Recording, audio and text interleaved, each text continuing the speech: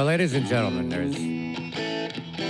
the term legend is thrown around in this business like there's no tomorrow, and like everybody qualifies, but it ain't true. But today, it's true for us because we have a bona fide legend, a man who has been, everything he touches is successful because you can trace it back to his immense talent. And that's what I want to get into talking about today, and I can't wait to get started. You can hear his guitar as I'm talking. Ladies and gentlemen, the great Joe Walsh is with me today. Joe, I can't believe it. That's a Paul Shaffer theme song, I think. Yes, it could have absolutely been Paul. a theme song, yeah, for my show. How Joe, you doing? You look like a movie star. I don't know. You know, you are a man of contradictions. You're an interesting guy. You are a unique individual. Where does it... I want to find out where, what makes a Joe Walsh. I don't know either. The other song was... Rocky Mountain Way? Yes. Now, it came out as, also James Gang? No, that was my second solo album. Okay. It was called Barnstorm. I started a band called Barnstorm. This was the name of the band, right. And moved to Colorado. And Bill Simzik. Yes, this is your producer for many James years. Gang. Yes. Yeah. And then he got you. Isn't it true that he got you into the Eagles? No, I got him to produce the Eagles. Well, they were produced by, this is before I was in the band, but they were produced by Glenn Johns. And the great British record producer. It just was not working. And Don and Glenn wanted to go a little more R&B. They were painting themselves in the corner with the country rock hits. Yes. And they wanted a rock and roll element to the Eagles. Yeah. And they asked me who should produce it, and I said, without a doubt, Bill Simzik. Right. And he came through. They said, will you ask him? And I called him and I said, they want you to produce him. He said, why in the world would I do that? Wow. And I said, trust me on this, Bill. Yeah, really. You need to produce them. Good. Yeah. And then, but you weren't in the band yet. No. But that theme, Bernie Ledden was the guy I replaced. And Bernie is brilliant, but he's a purist. Mm-hmm. He is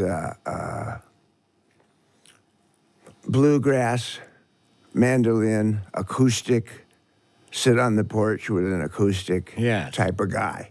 Okay. And I guess that's where their roots were. And he's a real purist, and he did not want to go in that direction. Sure. And so he said, guys, if that's what you want to do, I'm out. I don't want to do that. And by that time, we were a family. We had the same manager, Irving Azoff, and Bill Simzik was producing both of us. And I had actually opened a bunch of shows, not opened, played on shows. We had this summer where we did Elton John and Shaka Khan and the Beach Boys and me and the Eagles, all separate acts. Wow. And we got to know each other. Beautiful. So I slipped in there, and we didn't know if it would work, but we said, let's try it. Would you say they wanted to go more R&B because they were so smart? They knew that if you want to fill big arenas and stadiums, you really got to have an edge. They didn't have a closer, Paul. They didn't have a closer. That's all. That's why they got me. Yes. For the ninth inning. Now here you are in the biggest band in history. I don't want to say you surpassed the Beatles, but I think in just pure sales, the Eagles, right, are it looks that way. Unmatchable, yes. So that was a sort of pretty major when you came into that band, and we were talking about it. You changed their whole sound for them. Mm-hmm. And you wrote. You started writing with them too, right? Now, when I noticed there are 3 names on Life in the Fast Lane, and you're one of them. Let's just take that as an example. How did that song come about writing-wise? Were there 3 of you in a room? Well, Don and Glenn and I talked about a rocker, and we threw some stuff around, and we had a couple nibbles and stuff. But I had this lick that I played that I would warm up for a show with. Okay. And it's a coordination exercise between your right and left hand. And it's this.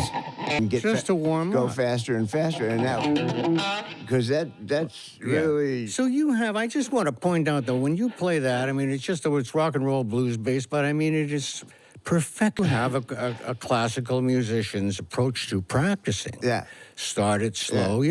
Guys don't know how to practice in a lot of cases. How do I get that down? I don't know. I was just Slow playing. it down. I was just playing, Yeah. warming up for the show, and Glenn comes busting in my dressing room and says, "What the hell's that?" I love it, yes. And I said, "I don't know. It's just this lick I warm up with." He said, "That's an Eagle song, dude." He knows. He knows from where he speaks, and so Glenn knew it. Yeah, yeah. So you came up with the basic riff of it, the basic lick. Yeah. I came up with the guitar work. Don Felder did some too, but Glenn produced a demo and arranged it as he did, and then we gave it to Don.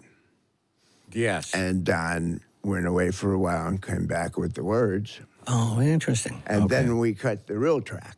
Yes. Great. And that's how Well, that's how we wrote, and that's how it came out. Yeah. We were going to do a song, and you Rocky said, Mountain Way. Rocky Mountain. All right, Yeah. so let's hear a little. Yes. That beautiful laid back. Go ahead, play.